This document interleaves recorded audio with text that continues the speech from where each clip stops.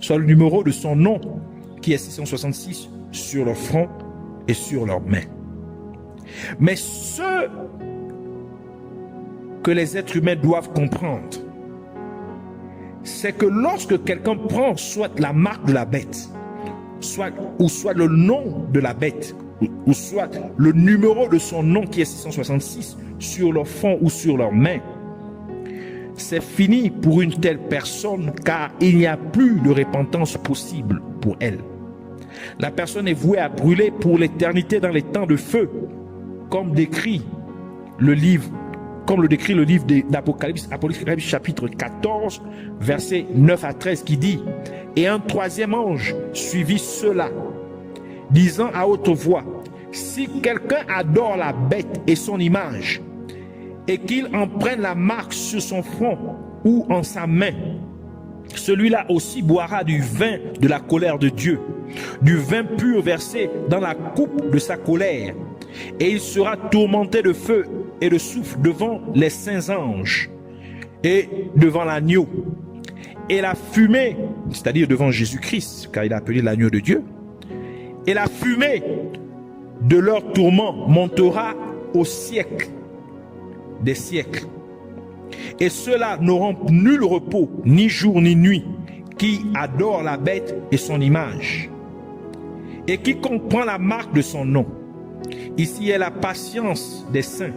Ici sont ceux qui gardent les commandements de Dieu et la foi de Jésus. Alors j'entendis une voix du ciel me disant: Écris, bienheureux sont les morts qui dorénavant meurent au Seigneur. Oui, pour certains, dit l'Esprit, car ils se reposent de leurs travaux et leurs œuvres les suivent. Ainsi, si une personne refuse d'adhérer à ce système mondain, mais croit en Jésus-Christ comme son Seigneur et Sauveur, et que la personne conserve sa foi en Dieu jusqu'à la fin, même si elle venait à perdre sa vie et la vie de ses proches, tels que son conjoint ou ses enfants, ainsi de suite, une telle personne peut mourir physiquement, mais hériterait de la vie éternelle et demeurerait pour toujours avec Dieu. Nous voulons maintenant comprendre le rôle du continent africain dans ces derniers jours.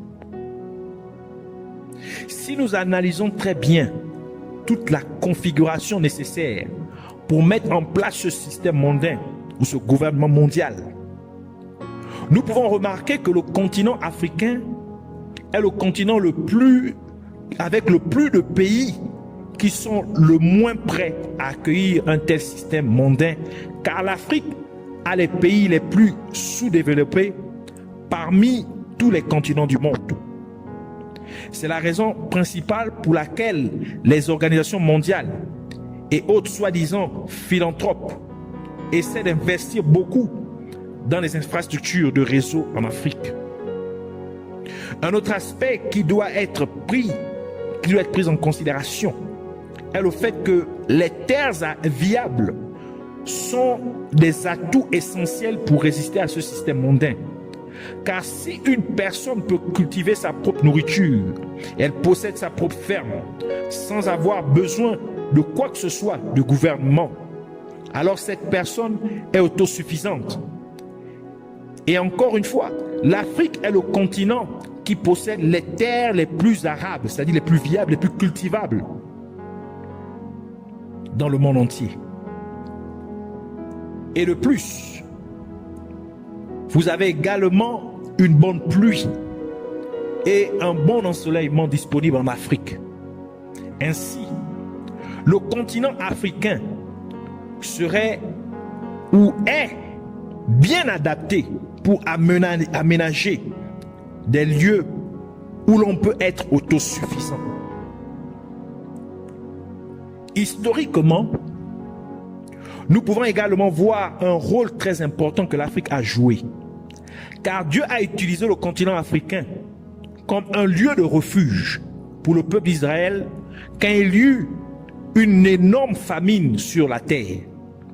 Car le peuple d'Israël est allé vivre en Égypte et ils furent épargnés de la famine. Genèse chapitre 45, verset 4 à 11 qui dit, Joseph dit encore à ses frères, je vous prie, approchez-vous de moi. Et ils s'approchèrent et il leur dit, je suis Joseph votre frère, que vous avez vendu pour être mené en Égypte. Mais maintenant ne soyez pas en peine et n'ayez point de regret de ce que vous m'avez vendu pour être mené ici. Car Dieu m'a envoyé devant vous pour la conservation de votre vie. Car voici, il y a déjà 2 ans que la famine est en la terre. Et il y aura encore 5 ans pendant lesquels il n'y aura ni labourage ni moisson. Mais Dieu m'a envoyé devant vous pour vous faire subsister sur la terre et vous faire vivre par une grande délivrance. Maintenant, donc, ce n'est pas vous qui m'avez envoyé ici, mais c'est Dieu, lequel m'a établi pour père à Pharaon et pour seigneur sur toute sa maison et pour commander dans tout le pays d'Égypte. Hâtez-vous d'aller vers mon père, c'est-à-dire Jacob, et dites-lui, ainsi a dit ton fils Joseph, Dieu m'a établi seigneur sur toute l'Égypte. Descends vers moi, ne t'arrête point, et tu habiteras dans la contrée de Goshen, et tu seras près de moi, toi et tes enfants, et les enfants de tes enfants, et tes troupeaux, et tes bœufs, et tout ce qui est à toi. Et je t'en tiendrai là, car il y a encore 5 années de famine, de peur que tu ne périsses par la misère, toi et ta maison, et tout ce qui est à toi. Et Dieu a également utilisé le continent africain comme lieu de refuge pour Jésus-Christ quand il était encore un enfant et qu'Hérode le roi voulait le tuer. Ainsi Dieu ordonna à Joseph de prendre sa femme Marie et l'enfant Jésus et de fuir en Égypte jusqu'à ce que Hérode fût mort. Puis ils retournèrent en terre d'Israël.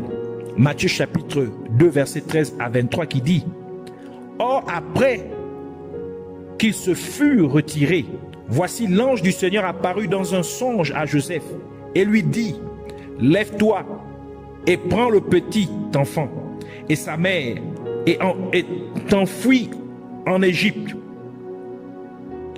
et demeure là jusqu'à ce que je te le dise, car Hérode cherchera le petit enfant pour le faire mourir. Joseph donc étant réveillé, prit de nuit le petit enfant et sa mère et se retira en Égypte. Et il demeura là jusqu'à la mort d'Hérode, afin que fût accompli ce dont le Seigneur avait parlé par un prophète, disant, j'ai appelé mon fils hors d'Égypte. Alors Hérode, voyant que les sages s'étaient moqués de lui, fut fort en colère, et il envoya tuer tous les enfants qui étaient à Bethléem et dans tout son territoire, depuis l'âge de 2 ans et en dessous, selon le temps dont il s'était exactement informé des sages. Alors fut accompli ce dont avait parlé Jérémie le prophète en disant, on a eu à Rama un cri, une lamentation, des plaintes et un grand gémissement. Rachel pleurant ses enfants et n'ayant point voulu être consolée de ce qu'ils ne sont plus. Mais après qu'Hérode fut mort, voici l'ange du Seigneur apparut dans un songe à Joseph en Égypte et lui dit, lève-toi et prends le petit enfant et sa mère et va-t'en au pays d'Israël, car ceux qui cherchaient à ôter la vie au petit enfant sont morts. Joseph donc s'étant réveillé, prit le petit enfant et sa mère, c'est-à-dire Jésus et sa mère, et s'en vint au pays d'Israël. Mais quand il eut appris qu'Archélaüs régnait en Judée à la place d'Hérode son père, il craignit d'y aller. Et étant divinement averti dans un songe, il se retira en Galilée.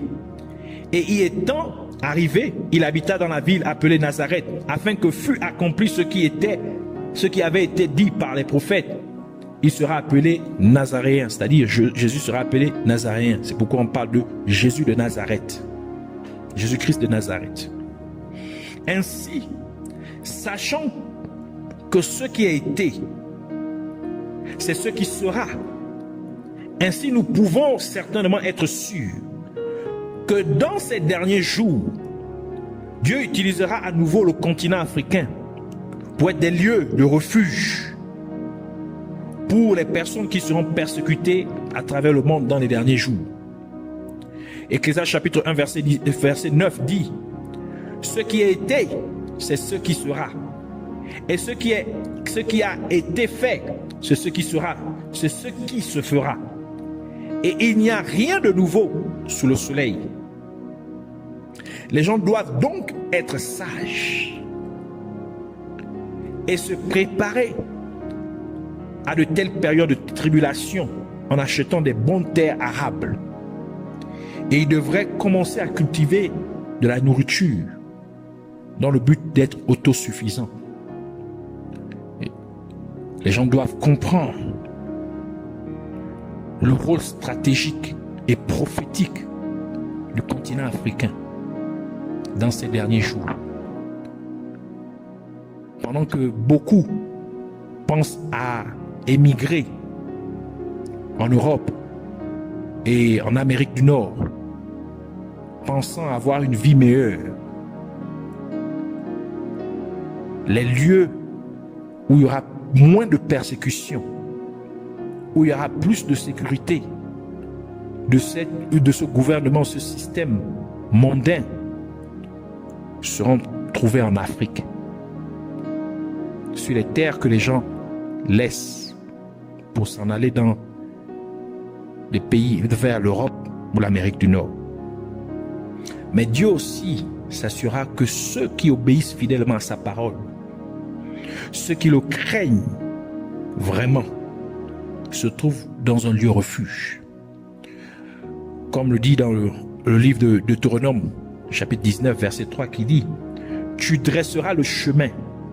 Dieu ordonne au peuple Israël, tu dresseras le chemin et tu diviseras en 3 parties les contrées de ton pays que l'Éternel ton Dieu te donnera en héritage. Et ce sera afin que tout meurtrier s'y enfuit. Donc, qui dresse un chemin sûr pour que celui qui a tué son prochain innocemment, involontairement, puisse s'enfuir vers le lieu refuge. Ésaïe chapitre 43 verset 19 ajoute: voici, c'est Dieu qui parle au travers du prophète Ésaïe, voici je m'en vais faire une chose nouvelle qui paraîtra bientôt. Ne la connaîtrez-vous pas? C'est que je mettrai un chemin au désert et des fleuves au lieu désolé. Donc Dieu nous assure qu'il va créer un chemin afin que nous puissions atteindre ces lieux refuges. Et ça, c'est une promesse pour ceux qui gardent son alliance, ceux qui obéissent à ses commandements, ceux qui gardent leur foi ferme en lui, en Jésus-Christ.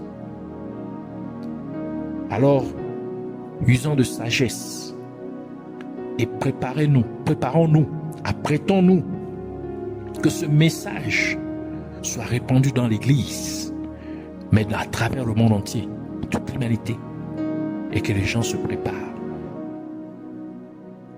Car ceux qui seront prêts vont être à mesure de mieux résister à ce système mondial, ce gouvernement mondial, ce système mondain, le contrôle et d'adoration à Satan, d'allégeance à Satan. Alors nous voulons prier. Premièrement, pour remercier Dieu, afin que nous voulons prier pour remercier Dieu pour sa parole. Nous voulons aussi prier pour que Dieu pousse les êtres humains partout dans le monde à construire des lieux de refuge pour que les gens se cachent pendant les périodes de persécution. Nous voulons aussi prier pour demander à Dieu, au nom de Jésus-Christ, de faire en sorte que chaque être humain soit prêt pour la grande tribulation qui vient. Et que Dieu amène chacun à être brave, pour refuser de prendre la marque de la bête ou le nom de la bête ou le numéro de son nom qui est 666. Mais que chacun garde plutôt sa foi ferme en Jésus-Christ, même jusqu'à la mort. Et enfin, nous voulons prier pour remercier Dieu pour avoir répondu à nos prières. Alors ensemble, élevons nos voix et prions. Père éternel, Dieu de gloire, Dieu tout-puissant, Dieu amour, Dieu saint, toi qui ne changes pas. Merci parce que Seigneur, tu sais prendre soin de nous, tu sais nous avertir, tu sais nous équiper, tu sais nous instruire, tu sais Seigneur mon Dieu, Père, nous encourager. Tu sais comment nous amener à nous préparer. Nous te bénissons, nous te glorifions, nous t'exaltons. Nous venons nous humilier, Seigneur, au-devant de toi, implorant ta grâce, implorant, Seigneur, ta miséricorde, implorant ta compassion sur chaque être humain, Seigneur.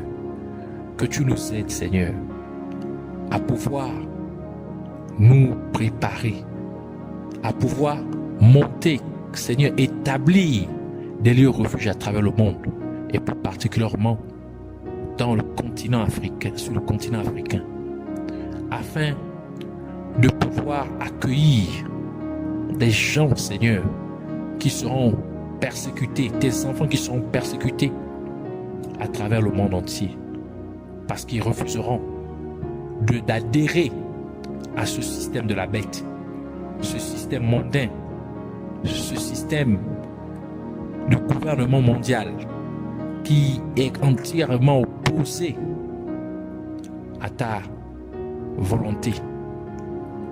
Seigneur, donne de l'intelligence à ton peuple, à tes enfants, comme tu as donné de l'intelligence à Bézaleel, afin de pouvoir bâtir, Seigneur, ton tabernacle.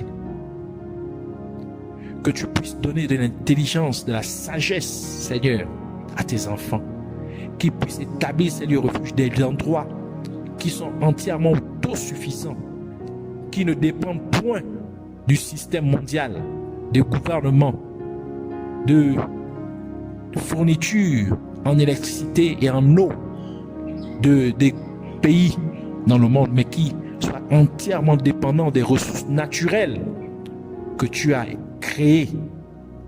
Ô Père, toi seul peux nous amener à le faire par ton Esprit Saint, l'esprit de sagesse, l'esprit d'intelligence, l'esprit de conseil, l'esprit de force, l'esprit de connaissance et l'esprit de la crainte de Dieu, l'esprit du Seigneur, oui, ton Esprit Saint, qu'il puisse maintenant se saisir des personnes, des êtres humains à travers le monde entier et les amener à investir, à prendre leurs fonds, que les gens comprennent qu'il sera bientôt inutile d'avoir des fonds dans leurs comptes, alors qu'ils puissent maintenant utiliser leurs finances de manière effective et essentielle. Car les vraies richesses vont se trouver dans les terres arabes. Mais plus important, la vraie richesse, c'est notre foi en toi. Notre confiance en toi, car c'est toi notre source de provision, notre source de réconfort, notre vrai refuge. Seigneur, au nom de Jésus-Christ, que tu puisses amener les êtres humains, Seigneur, à être entièrement résolus, à être entièrement convaincus, Seigneur, de demeurer fidèles, fermes en leur foi en Jésus-Christ, oui, en leur foi en toi, et de refuser, Seigneur, catégoriquement, de prendre part à ce système mondain, d'adhérer ou de prendre la marque de la bête ou le nom de la bête ou le numéro de son nom qui est 666, qu'il refuse catégoriquement de le faire. Au nom de Jésus-Christ, quitte à perdre leur vie ou la vie de leurs proches. Car Seigneur, mourir en Christ, c'est vivre pour l'éternité. Oui Seigneur, car bien des choses nous attendent dans ta présence, dans tes parvis. Car tu as promis Seigneur Jésus-Christ que tu vas nous apprêter une demeure. Oui Seigneur, que les gens soient convaincus de cela et qu'ils puissent être prêts. Car ta parole déclare que mourir pour nous, mourir en Christ, c'est un gain. Mais vivre, c'est Christ, c'est toi, c'est te servir, c'est faire ta volonté. Si nous devons continuer à vivre, c'est pour te servir, c'est pour faire ta volonté. Mais si nous mourons en toi, cela nous est un gain. Au nom de Jésus-Christ, que tu sois élevé, glorifié, magnifié, que tu sois exalté. Au nom de Jésus-Christ, merci de nous avoir exaucés, merci de nous avoir écoutés, merci de réconforter ton peuple, merci d'assurer ton peuple, merci de garder ton peuple dans la paix. Que la paix, ta paix qui surpasse tout entendement, garde nos pensées et nos cœurs en Jésus-Christ. Amen. Soyez bénis.